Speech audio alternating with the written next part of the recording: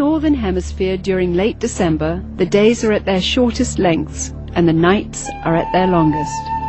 For those of the pagan world, this has always been the greatest time of the year to celebrate and practice the works of darkness. The pagan calendar identifies this period as the winter solstice. It was during the pre-Christian midwinter pagan celebrations of Scandinavia's Norsemen where today's Christmas traditions began. As a means of honoring the pagan sex and fertility god Yule, a 12-day celebration during the month of December was inaugurated. A large single log considered to be a phallic idol was lit on fire and kept burning for 12 days. Animal or human sacrifices were offered in the fire on each of those days. Wild, delirious reveling accompanied the daily sacrifices as drunken participants defiantly strove to make contact with spirits. 1,000 miles away in pre-Christian Rome, celebrants were paying homage to their own gods during the winter solstice. Witchcraft traditions hold that a number of pagan gods were given birth during this period, including Dionysus, Attis, and Baal, chief male god of fertility and licentiousness. Another pagan god from Persia, identified as Mithra, was said to have been born specifically on December 25th. Mithra was the god of the unconquerable sun, the god of the light between heaven and earth, worshipped at that time by an influential Roman cult. His birth symbolized an end to the long nights and a return to the dominance of the sun. During the month-long winter solstice celebration, courts in Rome were closed. Any and all crimes were allowed. Homosexuality, cross-dressing, and uncontrolled debauchery reigned supreme. Rome's order was turned upside down. Even children were allowed to join in the drunken orgies as part of the Juvenalia celebration. By 270 AD, the Roman Emperor Aurelian had made it official, setting aside a 7-day period from December the 17th through the 24th, culminating in an exchange of gifts on December the 25th to celebrate the birth of the sun god. This Roman orgy to end all orgies later became known as Saturnalia, in honor of the god Saturn, the god of excess. Roman soldiers invading Britain brought with them their pagan orgiastic traditions. Upon taking root in England, Saturnalia became known as the Festival of Fools, reigned over by the Lord of Misrule. By the 4th century, the influential government-sanctioned Church of Rome, unable to outlaw the growing number of pagan practices, chose instead to adopt them into their so-called official Christianity. The Church believed this would attract more pagans to their fold. Up until this time, the birthday of Jesus Christ, the Jewish Messiah, had not been celebrated at all. Ignoring scriptures, however, indicating that the birth probably did not occur during the winter, the Church nevertheless confused biblical history and made Jesus' birthday coincide with the pagan god Mithra. The birth date of the sun god had now become the birth date of the Son of God. It was hoped that the pagan celebrations of Saturnalia would merge into this new legally sanctioned form of Christianity. The Church's practice of changing the dates of Christian events to coincide with pagan festivals continued, and by the 7th century, Pope Gregory I had ordered Augustine of Canterbury to incorporate any and all pagan practices and customs into the expanding Roman Catholic Church. During the Middle Ages, the debased Mardi Gras atmosphere of what was now known as Christ's Mass had reached a fevered pitch. Common practices included open sex in the streets, rioting, murder, and a number of pagan druidic Halloween rituals. This blood-drenched celebration got so out of hand that by 1652, following the execution of King Charles I, Christ's Mass was finally outlawed in England. A religious reform movement began sweeping the country, led by Puritan Oliver Cromwell. The Puritans took the biblical mandate seriously, which commanded that Christianity remain pure and separate from paganism. Despite their noble efforts, the celebration simply went underground, and by 1656, after only 4 short years under the ban, the public's demand for the legalization of Christ's Mass had become insurmountable. The appointment of Charles II to the throne restored England's monarchy, and with it the celebration of Christ's Mass. The Puritans had lost England, but they held high hopes for the New World. When the first settlers came from England, they were, for the most part, Puritans. They came here for religious freedom. They came here to be free to worship God without a hierarchy and without the corruption of the organized church that they had known before. And when they came with the clear knowledge of the danger of these pagan practices that had become so dear to the hearts of their ancestors. Following England's lead in 1659, the colonies of America had likewise outlawed Christmas. For 200 years, the clergy in New England battled to keep the riotous celebrations honoring the pagan god Saturn from infiltrating the New World. The Reverend Cotton Mather had warned in a Christmas Day sermon in 1712, "Can you in your conscience think that your Holy Saviour is honoured by hard drinking, lewd revelling, and by a mass fit for none but Bacchus or Saturn?" But the public's taste for sin and revelry persisted. In 1828, gang rioting during the Saturnalia-like Christmas celebrations got so bad that cities such as New York were forced to institute a professional police force for the first time in order to control the savagery. Christmas was not only not widely celebrated, in many cases, many places Christmas celebrations were actually outlawed. And this was because of the attitude of many of the churches who regarded it as primarily as a pagan celebration and as a reproach to the Lord. By the mid-19th century, American churches were the last remaining holdout in the war against the validation of Christmas.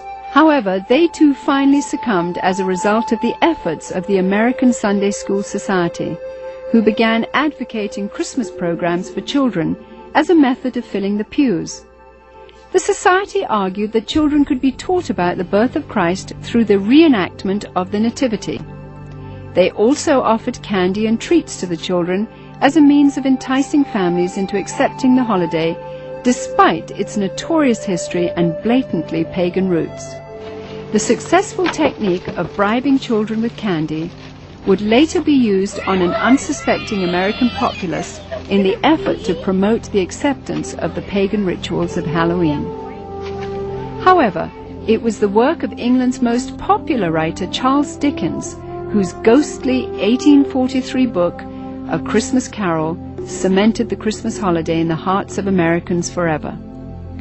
Dickens' well-loved story made the pagan Christmas feasts, shining trees, glittering shops, and family warmth irresistible to those wanting to experience the holiday. Coming to America in 1867 to promote his work, Charles Dickens packed theaters as he read his story to cheering audiences around the country. A Christmas Carol gripped America and destroyed any final attempt to stop the evolution of Christmas. By 1875, the Puritans had been beaten, and by 1890, all American states had voted to make Christmas a legal holiday.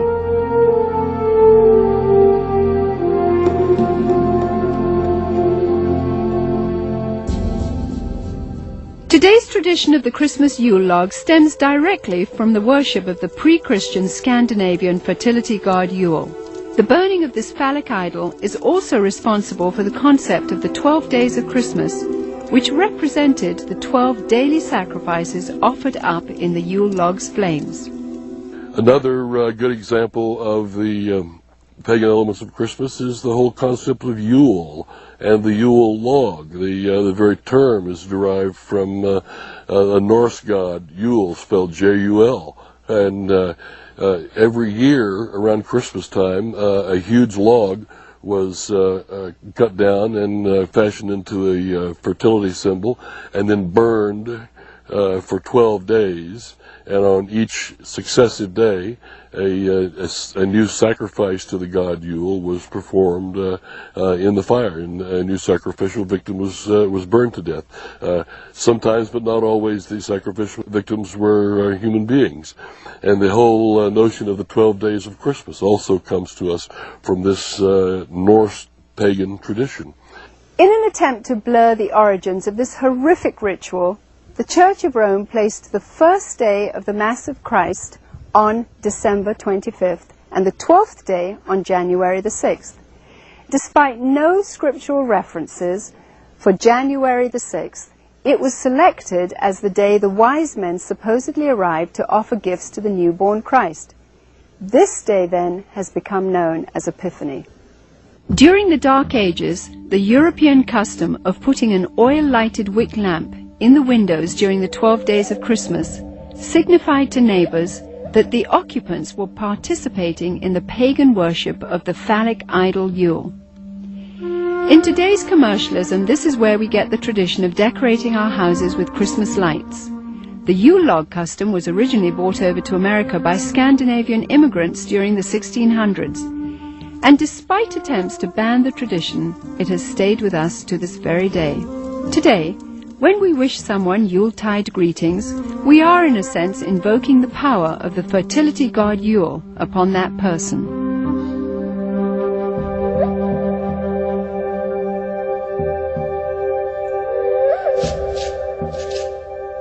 During the Saturnalia celebrations, holly and other greens were hung over doorways as part of a pagan ritual to ward off evil.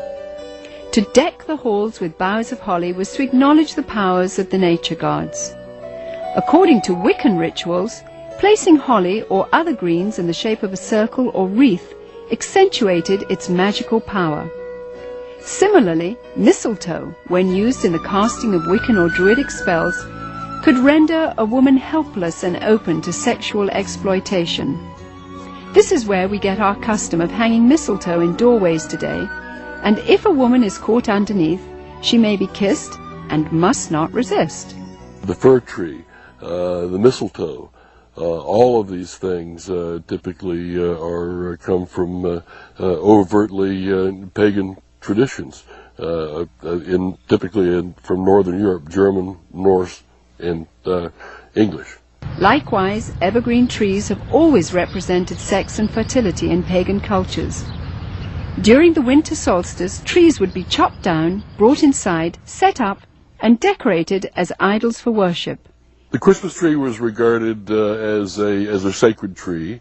The pagans of Northern Europe typically worshipped trees. They regarded trees and groves as sacred. So the bringing of the tree into the house would be a way of bringing this supernatural source of blessing into your home. That was the whole idea, that there were spirits who resided in the trees. In the Middle Ages, the tradition of the winter solstice Christmas tree primarily took root in Germany. During his reign, King George I, himself of German extraction, brought the custom to Victorian England. German immigrants settling in Pennsylvania did the same in America during the early 1800s. In 1848, the London Illustrated News published this famous engraving depicting Queen Victoria and her royal family beside a decorated Christmas tree. And within a few years, nearly every English household had their own tree in allegiance to the monarchy.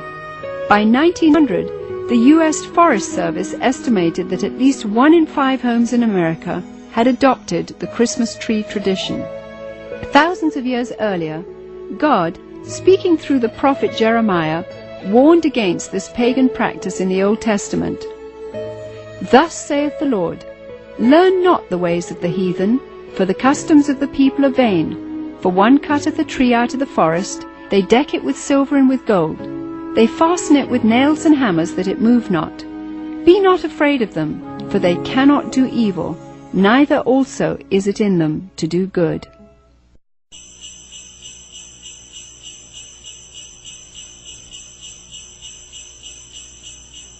Santa Claus is another good example of a pagan element of Christmas. Santa Claus, as we know him today, is an amalgamation of several different traditions, but in most cultures throughout the world, you will find the existence of what is known as hearth gods, gods who guard the hearth and the chimney and keep the fires burning and make sure the food cooks properly and the people are warm and what have you. And at a certain time of year, in the middle of winter, typically, the hearth god dressed in red will come down the chimney to reward those who have pleased him during the course of the previous year, and to lay curses or hexes or other forms of punishment upon people who have displeased him. The concept of Santa Claus has had a long and winding history, with a number of diverse cultures contributing to the composite character we have today. Beginning once again in Scandinavia, Santa's original incarnation was in the form of Odin, the pagan god of thunder, a tall fellow with a long flowing beard who inhabited the spirit-infested Nordic forests. Odin would travel the sky during the winter solstice, deciding who would die and who would prosper. Most believers were frightened of this particular time of year. In England, Odin eventually evolved into Father Christmas, who, crowned with sprigs of holly, traveled the countryside getting roaring drunk as part of the Festival of Fools celebration.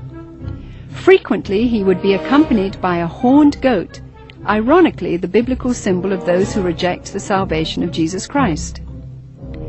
According to the traditions of the Church of Rome, there was a Turkish bishop named Nicholas who hailed from Myra in Asia Minor during the 4th century. He was known as the patron saint of seafaring men. Over the centuries, as the legend began to unfold, it was rumored that St. Nicholas had actually captured the devil himself, put him in chains, and made him his personal servant. Recognized in various cultures as Krampus, Beelzebub, or Zwart Piet, Black Peter, this assistant of St. Nicholas is best known by his German name, Knecht Ruprecht. Described as a hideous horned creature, the servant Ruprecht was a dark and sinister figure who stood in stark contrast to the saintly Nicholas. Somehow, Father Christmas's companion, the horned goat, had metamorphosized into the foreboding horned devil called Ruprecht. As St. Nicholas traveled from house to house, inquiring about the behavior of children, Ruprecht would drop candy and gifts down the chimney into the good children's shoes which had been placed there. It was from this story that we get our tradition of hanging stockings on the mantle at Christmas time. If able to recite a verse or demonstrate a skill for St. Nicholas, the child would receive a gift. If unable to remember a verse, or if the child had been bad, he or she would receive a switch or a whip. Ruprecht also carried a large sack which he would frequently use to haul away the really bad boys and girls. As more and more Christian churches began combining the pagan rituals of the winter solstice with the celebration of the birth of Christ, emphasis on St. Nicholas's role began to shift. Some cultures began to downplay the role of St. Nicholas, but surprisingly retained Ruprecht. Eventually, Knecht Ruprecht was made the companion and servant to the Christ child himself. In this scenario, the devil is actually given the title Weihnachtsmann, or Santa Claus. 19th century writer Theodor Storm, in his story about Knecht Ruprecht, even goes so far as to describe the switches given to the children by Ruprecht as tools to be used in sadomasochistic rituals. Soon, the image of Ruprecht would fade from the Christmas tradition, but not his sadistic influence. Many of the early depictions of Santa Claus portrayed him not as a jolly gift giver, but of an unfriendly disciplinarian complete with a ready switch or whip. One of the problems with the Christmas gift thing for children is that it really is a religious teaching, a wrong religious teaching, because it teaches them that if they're nice, they get the gifts. If they're naughty, they don't. Or in my case, I was taught that he would leave us a bundle of switches. Isn't that interesting? It's a salvation by my own personal virtue. But there's a second thing wrong with it, and that is that they're going to get those gifts whether they're naughty or nice, because most parents love their children and wouldn't dream of, quote, ruining their Christmas and they're not going to ruin Christmas. They're going to give those children the gifts anyway, and sooner or later those thinking children are going to realize, I wasn't very nice, but I got the gift anyway. So it isn't important to be nice. It isn't important to do what is right and avoid what is wrong. German immigrants coming to America during the 1620s tried to influence the New World with the stories of St. Nicholas and his gift-giving companion, Knecht Ruprecht. But somehow the idea just didn't take hold until almost 200 years later. In 1819, America's best-selling author, Washington Irving, used his influence to promote St. Nicholas in a popular Christmas story titled Bracebridge Hall. Consulting Irving's writings, Episcopalian minister Clement Clark Moore penned a decidedly secular tale called A Visit from St. Nicholas in 1822. Later retitled The Night Before Christmas, Moore's poem was based on the tales of German and Dutch immigrants who had come to America. Intended originally only for his own children, Moore's story was published in the Troy Sentinel in New York and became an overnight sensation. Gone were the bishop's remnant of St. Nicholas. He was now a jolly old elf imbued with supernatural powers. Moore had also replaced Nicholas's companion, the horned Knecht Ruprecht, with 8 horned magical reindeer. As the popularity of The Night Before Christmas grew, Moore became increasingly concerned that the story's emphasis on the supernatural and its disregard for Christ would reflect poorly on his position as a minister. As a result, he refused to take credit for its creation until the story became so popular that he could no longer resist. 40 years later, illustrator Thomas Nast, political cartoonist for Harper's Weekly, seared the image of Santa Claus into the minds of the world by creating a drawing which combined Moore's jolly old elf with images of St. Nicholas taken from his own native Bavaria. By 1880, Santa was a thoroughly secularized folk hero who had become increasingly irresistible to retailers worldwide. One factor that has contributed to the paganization of Christmas, the complete paganization of Christmas, has been the element of commercialism. It may seem odd to think of it in that context, but remember that Christ himself identified the love of money as a spiritual force in and of itself.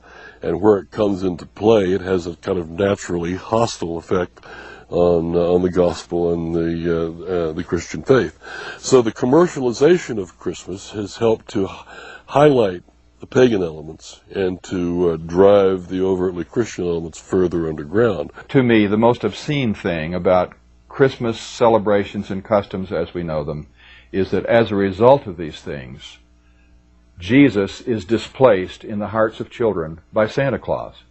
The love, affection, appreciation, trust, the desire to emulate, these things that they should have in their hearts and minds as growing children for Jesus himself, to whom they owe everything. Instead, this has been stolen, this has been raped out of their hearts in a sense and displaced by the myth of Santa Claus. He takes the place of God or of Jesus Christ in the special world that is Christmas. He has supernatural knowledge of your history. He has supernatural knowledge of your present, of your attitudes. He's keeping a list. He knows who's naughty and nice. Your parents don't even know that. He's obviously got some conduit to knowledge that is beyond the human, and he flies through the air. Capable of visiting every place on the globe in the course of a single night. In many, many ways, Santa exhibits supernatural qualities that provide a kind of a surrogate deity or a substitute for God or for Christ. Myths, by definition, evolve and change, and things are added. We used to have a Santa Claus figure that was confused with St. Nicholas and confused with other pagan figures, and then somehow he evolved through the drawings of Thomas Nast and others into what we see today, but he had a sleigh with 8 supernatural reindeer that can fly. And so the Christmas traditions that are pagan continue to change. But the truth of Jesus, the truth of the Incarnation, the truth that the Word was made flesh and dwelt among us, never changes. never will.